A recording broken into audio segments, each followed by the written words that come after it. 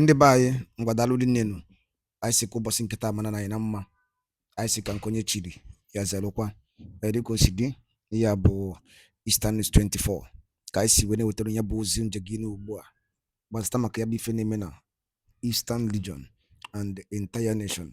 Please pay attention to this update anyị ji maka ya wee bịa n'iru akwụkwọ n'ụbọchị uruchi nkịta.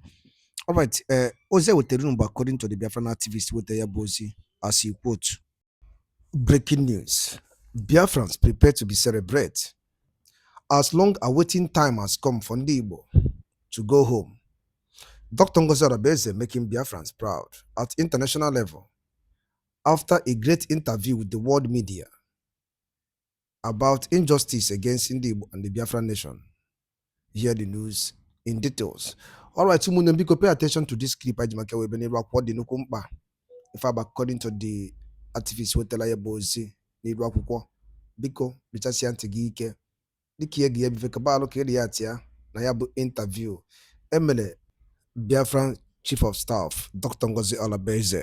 All right, over to you. To tell you right off, though, there's quite a bit of controversy about this, and so I thought, why don't we address this right away and clear the decks. In the first place, I wanted to emphasize that I, of course, am not Biafran, obviously. And I am here speaking about this issue because of the connection of Biafra and its independence to the persecution of Christians. So I'm not endorsing any group. I'm not endorsing any group either. But many people are upset. And the problem on Twitter or X is that you can't really tell who these people are or if they are who they claim to be. But some of them are saying you are not who you claim to be. And so could you please, in the first place, tell us who you are claiming to be and why we should pay attention? Yeah, thank you so much, Robert Spencer. It's not about me claiming to be. I'm not claiming to be anything. I'm going to let you and whoever is listening know who I am. My name is Dr. Ngozi Orabueze.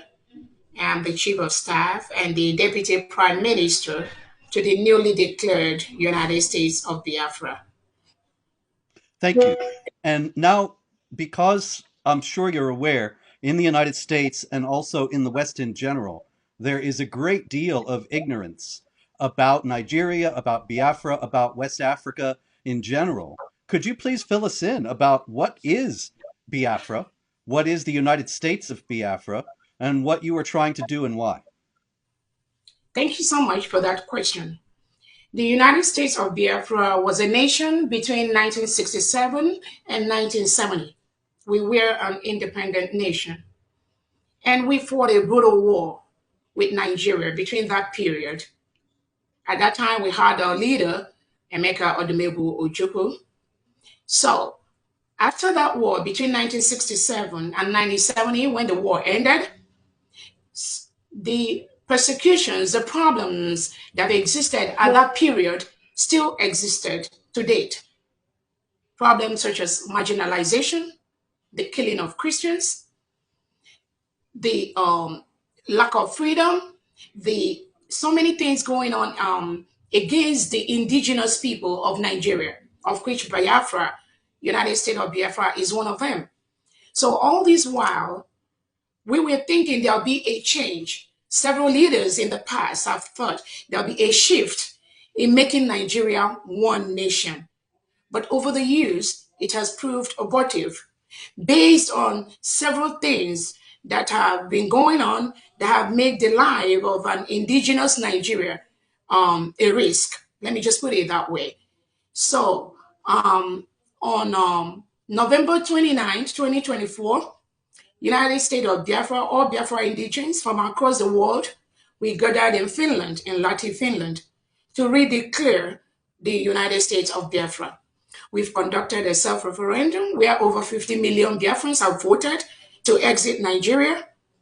We have met all the criteria as an independent nation, which we had before, actually, between 1967 and 1970.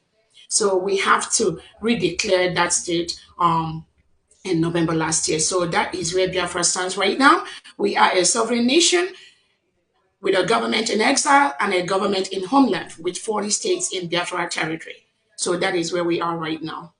Thank you. Now, let me ask you though, you said that the Declaration of Independence was made in Finland, and so obviously it was not made in Biafra. What is the status of your movement inside Biafra itself? Okay. So it was a concurrent event because we already have an established structure inside Biafra. We have the 40 state administrators, whom we call governors right now. We have 15 county in each of the state.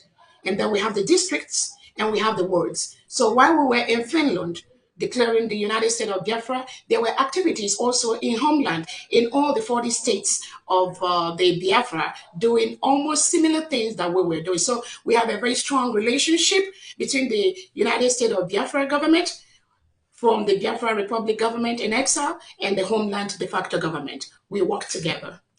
I see. And so I understand, however, that immediately upon the Declaration of Independence, the Prime Minister of the United States of Biafra, Simon Ekpa, was arrested in Finland. Is that correct? No, actually, it was done before the declaration, just about a week or 2 weeks before all Biafrans assembled in Finland. The Prime Minister Simon Ekpa was arrested by the Finnish authorities. It will happen before the declaration, not Is after. he still in custody? He is. Oh my. And I find that interesting, especially in light of the fact that another group, the indigenous people of Biafra, its leader, Mazi Nnamdi Kanu, is also in prison. And what is the relationship between your group and his? Nnamdi Kano is the leader of the indigenous people of Biafra. Our Prime Minister for the United States of Biafra is Simon Ekpa. That is a relationship. Well, I hope that Biafra will be able to proceed in a manner that is not done in by any internal factions. In any case, can you please explain to us what is the relationship between this Declaration of Independence and this very newly independent state and the persecution of Christians that has been ongoing in Nigeria? Thank you so much for that question. The persecution of Christians in Nigeria has been very troublesome. It has been very, very sad. If you The recent IRF summit that happened in Washington D.C., Nigeria was declared as one of the deadliest place for Christians to live, with a report of over 10,000 Christians killed in Nigeria. So we have a country where they practice two laws: Sharia law in the northern part of Nigeria, and then the secular law in the other parts of Nigeria. And if you are a Christian born in the northern part of Nigeria, you are forced to live by the Sharia rules. You may remember the case of Deborah, the Yeah. undergraduate that was stoned to death just because she made a statement to the effect that Jesus Christ helped me. And then the Muslim extremists around her were able to pursue her, drag her out from the teacher's office where she went to, and they stoned her to death and they burned her. This is just one incident. There are several incidences where Christians are murdered and buried in mass graves in Nigeria because the Nigerian state has a policy to reintegrate and rehabilitate non terrorists into the Nigerian state. So when you are a government and you reintegrate non terrorists into the country, what kind of country are you going to be building?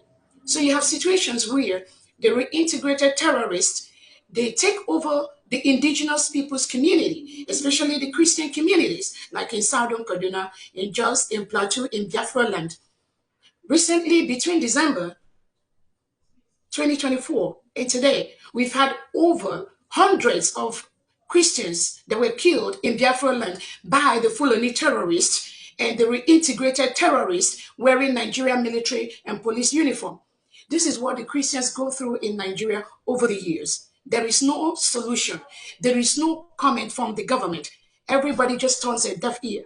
And that was part of the reason why the United States of Biafra has declared their independence, because we cannot continue to live in a country where the government reintegrates non-terrorists into the police, into the military, and send them down to the Biafra territory to kill anyone that talks about Biafra, anyone that talks about their independence. And mostly all Biafrans are Christians. So that's what's been going on. There's several instances too. So you are saying, am I understanding you correctly, that the Nigerian federal government is actively aiding the jihad terrorists? Definitely, by reintegrating non-terrorists into the country. Do you think that this is a connection to the fact that the former president was a Fulani himself? Again, over the years, in the past leadership in Nigeria, we have had more of these Islamic leaders that have ruled Nigeria. So, if you have been, I know as you are aware, Nigeria is supposed to be a secular state where we have equal representation of both Christians and Muslims. But the country, is now an Islamic state. It was declared as an Islamic state by Britain without the permission of the Christians. So Nigeria has been dragged into the IOC without the permission of the Christians. So there has been a systemic plan to Islamize the country where we are really right now. So it has been like that, and that is what is really going on, which has led to the loss of life of so many Christians and innocent indigents inside Nigeria. Yes. Thank you. With the leaders of with the leader of your movement in prison and Kanu in prison, what are the real prospects, though, for you being able to establish a genuinely independent state that is free from interference from the Nigerian government and military? Thank you so much for that question. So we've been following all the allowed laws that guide the establishment of a new nation. We have our geographical area already mapped out. We've been building alliances with countries like the Eritrean government in exile, the Ambazonia government, and several other countries that really recognized Biafra between 1967 and 1970, but never ever surrendered or said they no longer support us. So those alliances have been built. And we are following every step as a nation with the cabinet already set up, following all the due process to ensure that we go through the legal processes for United States of Biafra to be recognized as one of the newest independent nations in the world. So we are going through the allowed legal process by the United Nations, by the African Charter. All that is being put in place at this time to make our country recognized all over the world. So, have you received any positive responses from the UN or from other states or the United States for that matter? Again, all that is in process. Just remember, we just declared our independence in November 2024. So our legal department are putting all the right papers in the right table to ensure that those recognitions come. But like I said, we already got a couple of recognitions from some of our allies, and we are the nation was invited during the Donald Trump inauguration. We were in Washington, D.C., of which Nigeria was never invited. And I believe there's several human rights reports about the injustices, the abuse of human rights, the killing of Christians, both by the United Nations, by the African Union, and other bodies. So we are in the process of doing that, and we're getting a lot of positive response in building a very free nation, devoid of jihadism, devoid of persecution, where human rights are respected, where people rights are also respected. So we are in the course of doing that right now. You know, that's fascinating. Did you say that the Trump administration invited your group to the inauguration and not the Nigerian government? Yes, yes. Nigerian government was not there, and if you recently Trump has cut off the U.S. aid to Nigeria, about $1.2 billion that is sent to Nigeria every year. That has been cut off. It has been stopped because the abuse by the Nigerian government is huge, but at every step, they have used the network they have either in Europe or in France to suppress the the freedom of indigenous Nigeria, especially the Biafrans. So even the United, when they arrested the leader, Nnamdi Kanu, there was a committee set up by the United Nations to look into the case because Nigerian government planned and they kidnapped Nnamdi Kanu from Kenya to Nigeria. Nnamdi Kanu has been in DSS dungeon now for almost 5 years, going to 5 years, even though there was a committee on the arbitrary detention of innocent citizens. That committee of the United Nations sat and they ordered Nigeria to release Nnamdi Kanu and compensate him. To today, that has not happened. So these human rights abuses is what even in the United Nations Committee on Human Rights 2 years ago, when Nigeria applied to be part of that committee, only Nigeria got only about 2 or 3 votes. Countries like Ghana, countries like Kenya are making huge impact in the areas of human rights, in the areas of freedom of their citizens. But Nigeria has been it's just a failed state, has been deteriorating by the second. Yes, that does seem clear. And it's an excellent sign, really, to get that invitation from Trump, because Trump, of course, has very clearly set out a path since he's become president again of trying to establish a new order in the world, not a new world order, which is what the other people are all about, but a try to end some of the madness of the United States giving aid to failed terror states such as the government of Nigeria and the Palestinians and so on, and instead aiding genuine struggles of indigenous peoples for independence. And so I hope that that will be followed through by this administration in terms of genuine support for the struggle of the people of Biafra and aid for them to be able to establish their independence. What do you think of the prospects, however, on a more negative note, unfortunately, of a war starting like the war that took place between 1967 and 70? Thank you so much, and I thank you for that comment. Where the expectation of Biafrans is we get the support from the United States of America, and again, we already see some signs to that, and we are very very happy at where we are right now.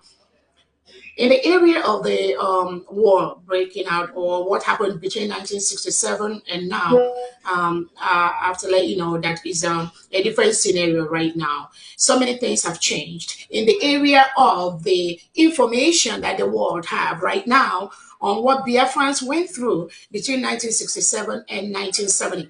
There's a lot of awareness right now that's being created by Biafrans all over the world that we all need to go home and develop our nation. Unlike in the past, where there is suppression, there's limited information of what is happening inside the Biafra territory.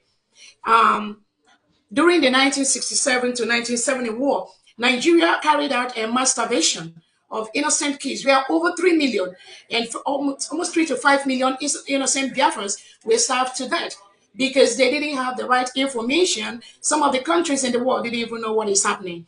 So many things have changed. We don't expect that. The killings that are being done by the Nigerian state on a daily basis, even as of 2 days ago, some of the images are so gory. And when you see the pattern of these killings are patterned after jihadism, after the terrorism, because Biafrans are by nature very, it is difficult for Biafrans to spill blood.